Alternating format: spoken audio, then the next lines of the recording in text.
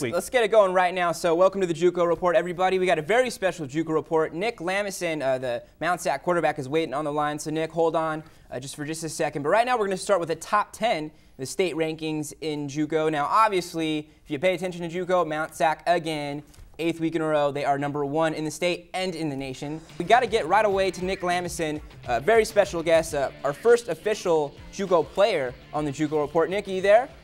Yeah, how you doing? How's it going, Nick? So, like I said, Nick Lamaison is the quarterback of Mount SAC. He's got a very interesting story. Let's talk about that real quick, Nick. So, he was the starting quarterback of Mount SAC 2 years ago, led them to the state final, and then the next year he goes to Tennessee, recruited by Lane Kiffin. Once Lane Kiffin leaves, new coach comes in with new quarterbacks.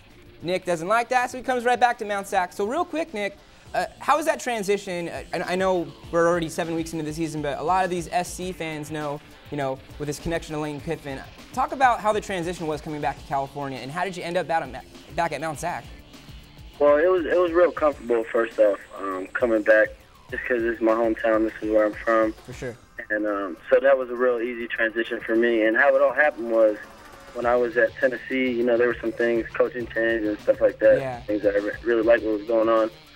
So I got in contact with some of my coaches back down here at Mount SAC, and they told me that, I was eligible if I wanted to do that and go for the transfer route. So for sure. That's pretty much how it happened.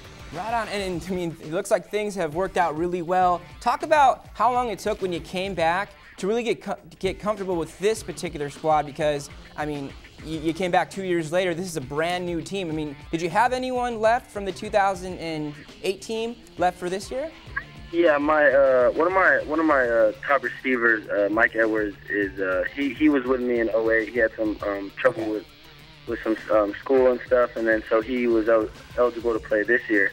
So I'm familiar with him. But as far as coming in with the team, right away I just kind of saw that they were young but still talented, and kind of just needed a leader to come in and lead them. And as you can tell, it's done well for us thus far.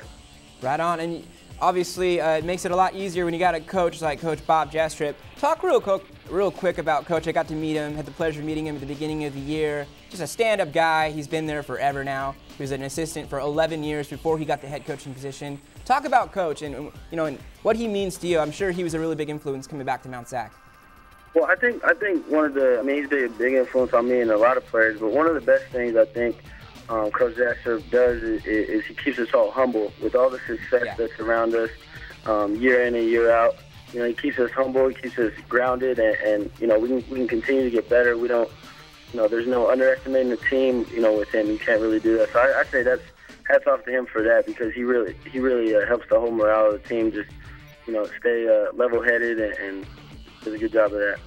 Absolutely. I mean, a great coach. He's having another great year. You guys are 7-0 right now, 2-0 conference play. Huge game coming up against Saddleback tomorrow. Real quick, talk about the big challenges that Saddleback presents to you guys. I know they got a great defense there. Well, I played them in 2008, so I'm familiar with the type of defense that they run. What they do is they do a lot of exotic blitzes. But what is the great luxury for us is our defense does that and more. So we see that every day in practice. That's really the only thing of concern as far as Saddleback. Just their exotic blitzes and they're an aggressive defense.